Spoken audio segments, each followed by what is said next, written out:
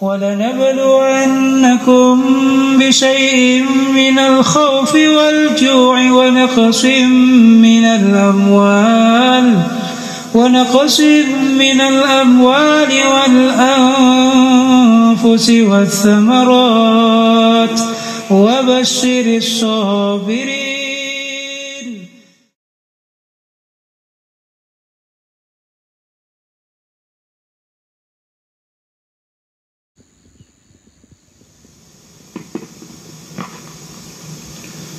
Assalamualaikum warahmatullahi wabarakatuh.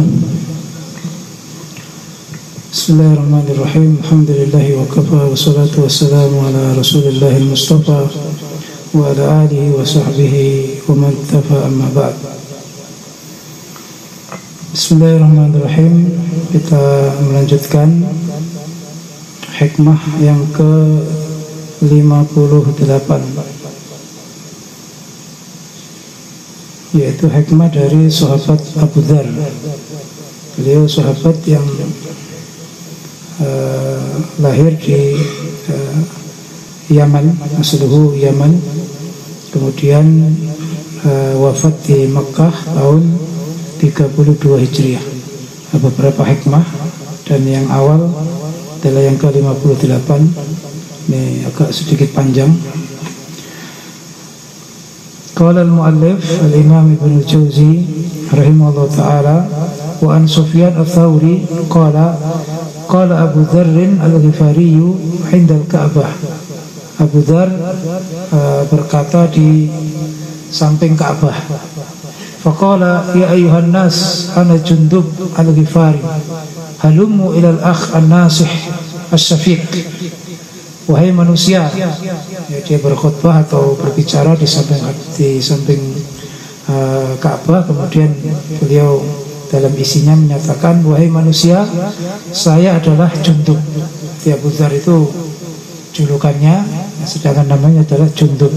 Saya Jundub al-Ghifari. Al-Ghifari itu salah satu suku di Yaman. Halummu ilal akh an-nasih asy-syafiq. Kemarilah kepada saudara yang nasih. Nasih itu yang senang memberi nasihat. Nasih itu orang yang tulus memberikan peringatan. As-syafiq, syafiq itu yang mengasihi, yang selalu memperhatikan kepada orang lain. Akhirnya faktafanahu an-nasu, manusia berkumpul di Abu Dzar atau mengelilingi Abu Dzar. Kemudian faqala, Abu Dzar berkata, ara'aitum law anna ahadakum arada safaran alaysa yattakhidhu min az-zad ma yuslihuhu wa yublughuhu. Abu Dzar memulai nasihatnya dengan kalimat pertanyaan. Ini juga salah satu metode pembelajaran. Banyak kita menjumpai di ayat Al-Quran itu yas'alunaka, para sahabat bertanya kepadamu, karena memang membuka suatu pengertian dengan bertanya itu salah satu metode yang paling menarik, karena orang akan siap menerima keterangan ketika ditanya dan dia tidak mengerti jawabannya, atau sudah mengerti tapi ingin lebih mendalami. Abu Dzar bertanya, kalau seandainya salah satu kalian mau berpergian, apakah dia itu menyiapkan segala sesuatunya sehingga dia nanti bisa selamat sampai tujuan, bisa sampai kepada yang dituju? Kemudian qalu bala, ya pasti dia akan melakukannya, karena apalagi zaman dulu namanya perjalanan itu melewati padang pasir yang jauh, ya, tidak ada seperti sekarang rest area, tidak ada. Kalau zaman dulu padang pasir. Maka di sini mereka menjawab bala. Qala fa inna safara tariqil qiyamah ab'atu ma turidun. Ya. Abu Dzar mengatakan bahwa bepergian menuju hari kiamat, menuju hari akhirat itu lebih jauh dari apa yang kalian inginkan.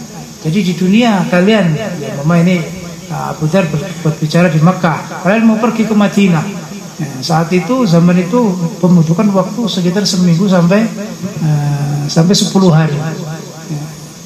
Nah, kalian supaya paham bahwa ke akhirat, perjalanan ke akhirat itu lebih jauh, jadi lebih jauh, lebih panjang daripada yang kalian tuju sekarang. Kemudian qalu wa ma yasluhuna, apa yang baik untuk kami untuk menempuh perjalanan menuju akhirat. Qala hujju hajjatan li'adhamil umur wasumu yawman shadidan harruhu litulil nusur wasallu rak'ataini fi sawatil laili liwahsyatil kubur. Nasihat dari Abu Dzar, beliau mengatakan, yaitu berhajilah kalian untuk menghadapi urusan yang amat agung. Jadi di akhirat itu urusannya besar, maka untuk menghadapi itu harus melakukan amalan besar saat kita hidup di dunia, dan termasuk amalan besar ialah berhaji. Berhaji itu adalah amal besar, karena itu yang menyempurnakan rukun Islam, dan itu hanya orang-orang yang dipilih oleh Allah, hanya orang-orang yang namanya dulu dipanggil oleh, yang menjawab saat dipanggil oleh Nabi Ibrahim. Karena dalam riwayat saat Nabi Ibrahim memanggil untuk haji, maka saat itulah semua yang akan berhaji menjawab labbaik. Maka ini amalan besar. Maka ketika ada kemampuan, ada kesempatan, maka supaya berhaji. Untuk apa? Menghadapi perkara yang lebih besar. Apalagi zaman dulu memang haji itu sangat berat. Kalau sekarang insya Allah sudah lebih mudah karena banyak fasilitas. Yang kedua, berpuasalah pada hari yang panasnya sangat terik untuk menghadapi lamanya hari kebangkitan. Puasa pada saat hari yang panas itu untuk menghadapi hari yang lebih panas. Puasa yang menahan rasa lapar dan dahaga itu untuk menghadapi hari kiamat yang saat itu matahari didekatkan di kepala, kemudian keringatnya orang kafir itu sampai menenggelamkan mereka. Keringat satu orang bisa sampai ke hidung, bisa sampai ke telinga, bisa sampai ke mata, bisa sampai membuat dia tenggelam. Karena bumi diganti dengan bumi yang datar, baydha, sehingga di situ keadaan sangat berat, tidak ada naungan. Maka berpuasa itu untuk menghadapi hari yang lebih berat. Kemudian laksanakan sholat 2 rakaat di kegelapan malam untuk menghadapi kengerian alam kubur. Sholat 5 waktu itu sudah wajib. Di sini Abu Dzar menyatakan sholatlah di waktu malam yang umumnya orang tidur, malam yang gelap, suasana yang tenang. Memang saat itu berat, untuk bangun berat, apalagi di suasana Manazil Ibnu Abbas ini sering dingin, lebih banyak dinginnya daripada tidaknya. Nah, kita bangun di waktu malam, menyentuh air yang dingin, memaksa untuk sholat, memaksa untuk zikir, itu untuk menghadapi yang lebih ngeri, yang lebih gelap, yang lebih sempit, yaitu di alam kubur. Wahsyah itu tempat yang mencekam, yang membuat kita itu ketakutan. Jadi Abu Dzar ini memberi resep bagaimana nanti menghadapi urusan setelah mati itu lebih ringan dengan mengerjakan amalan-amalan yang di dunia terasa berat, tapi itu untuk meringankan yang lebih berat setelah kematian. Kalimatu khairin taquluha atau kalimatu syarrin tasqutu anha liwuqufi yaumin azim. Kemudian yang keempat, beliau menyatakan kalimat yang baik yang engkau katakan atau kalimat yang jelek yang engkau diam, yang kau tahan, itu juga untuk menghadapi pertanyaan di hari kiamat. Wukuf yaumin azim itu pada saat yaitu hari pengadilan besar. Karena nanti di akhirat itu satu persatu manusia akan diadili, akan mempertanggungjawabkan semua amalan. Saat itu akan ditanya semuanya. Ya, kalau Nabi sudah membocorkan ujian, ya, di akhirat kan akan diuji. Nabi sudah membocorkan ujiannya, tinggal kita menyiapkan jawabannya. Ya, pertanyaannya dalam 4. Ya. Anil jasad fima ablah, wa anil umr fima afnah, wa an ilmin fima amilah, wa an malin min aina iktasabah, wa aina anfaqah. Jadi 4 hal. Umur dihabiskan untuk apa? Jasad dirusakkan sampai tua untuk apa? Kemudian ilmu mana yang sudah diamalkan? Dan yang keempat, pertanyaannya adalah harta. Dari mana mengambil harta tersebut? Kemudian setelah dapat untuk apa? Nah, itu Nabi sudah membocorkan. Kalau ujian di dunia nggak ada bocoran, tapi kalau di akhirat oleh Nabi sudah dibocorkan. Tinggal kita menyiapkan jawaban. Falyu'id dari soali jawaban, supaya menyiapkan jawaban yang tepat. Nah, kapan? Ya sepanjang umur kita. Maka di sini maksudnya ialah supaya menjaga lisan yang baik, supaya disampaikan, diterangkan. Kemudian yang jelek tahan. Jangan sampai berkata jelek. Artinya ketika mau berkata supaya difikir terlebih dahulu. Au kalimatu syarrin, sudah. Tasaddaq bimalika la'allaka tanju min asiriha. Yang kelima, sedekahkan hartamu. Barangkali dengan harta yang kau sedekahkan itu kamu akan bebas, lolos dari kesulitannya harta. Karena nanti di akhirat harta itu akan diurus. Bahkan bagi orang yang mengumpulkannya tanpa memperdulikan hal haram, tidak dizakati, harta itu di antrian hari kiamat sebelum dihisab itu sudah dirupakan ular. Ya, ular yang besar, yang kepalanya itu botak, yang menunjukkan kuatnya bisa menggigit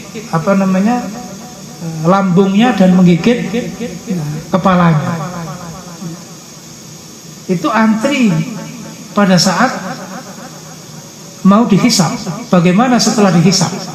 Makanya Abu Dzar menyatakan, berikan hartamu, sedekahkan hartamu supaya nanti lolos dalam urusan yang sulit di akhirat.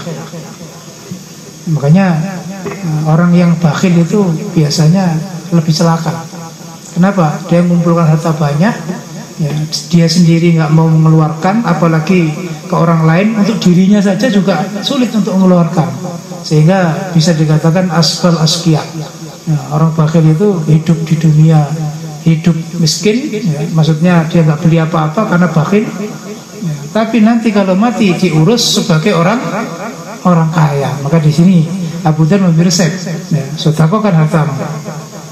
Yang keenam, ij'alid dunya majlisaini, majlisan fi thalabil halal wa majlisan fi thalabil akhirah. Jadi di dunia ini supaya ada 2 acara, 2 majlisnya, 2 acara. Yang pertama thalabul halal, mencari maisha yang halal. Supaya silakan mencari dunia, silakan mengejar dunia. Yang penting yang halal, di jalur yang sesuai dengan syariat. Yang kedua, fi thalabil akhirah. Siapkan acara memang untuk akhirat, jangan hanya dunia. Seperti doa kita kan, Rabbana atina fid dunya hasanah wa fil akhirati hasanah. Jangan doanya saja, doanya minta baik dunia akhirat, tapi yang diurusi hanya dunia. Abu Dzar memberi resep ini agar apa? Seimbang, sehingga nanti di akhirat penuh dengan kebaikan. Dunia pada saat dia mendapatkan dunia yang banyak, kemudian juga ada acara akhirat, dia akan betul-betul bisa seimbang. Kemudian ats-tsalitsu yadurruka wa la yanfa'uka la tariduhu. Dari selain 2 acara itu, itu tidak akan mendatangkan manfaat, bahkan mendatangkan mudarat. Ya.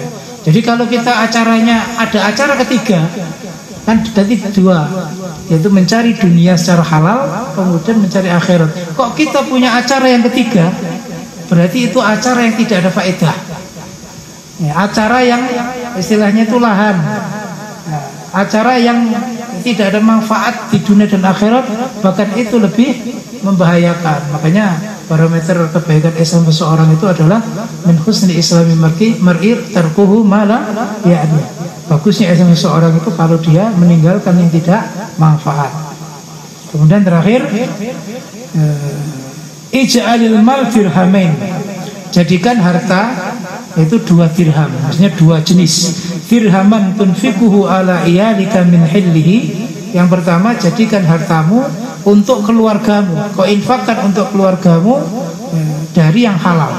Artinya apa? Memposisikan harta, mencarinya harus yang halal, dan itu yang pertama adalah untuk keluarganya. Karena dalilnya ibda biman ta'ud. Mulailah memberi harta orang yang kamu rambut, yaitu termasuk keluarga.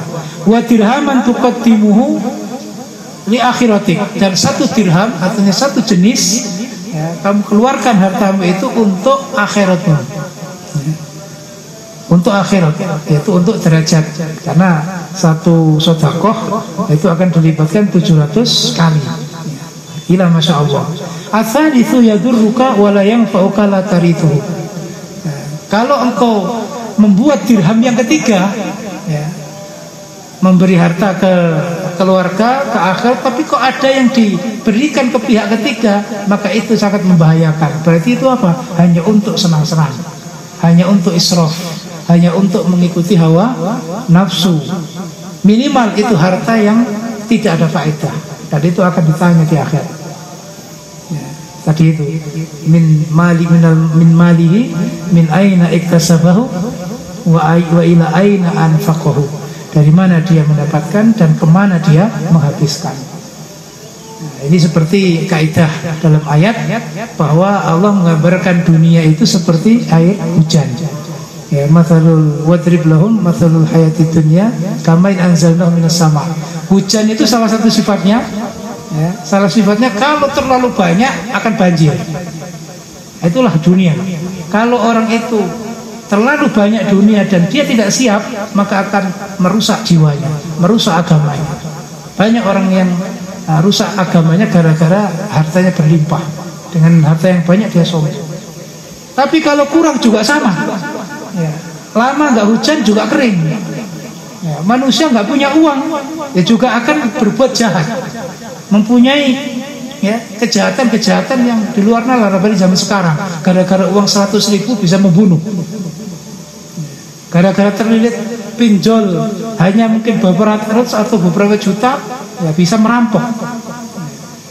Makanya dunia itu adalah yang sedang-sedang saja. Makanya tadi itu, jadikan untuk keluargamu secukupnya, kemudian untuk akhirat yang 3 jangan pernah engkau beri, karena itu akan membahayakan. Jazakumullah khair.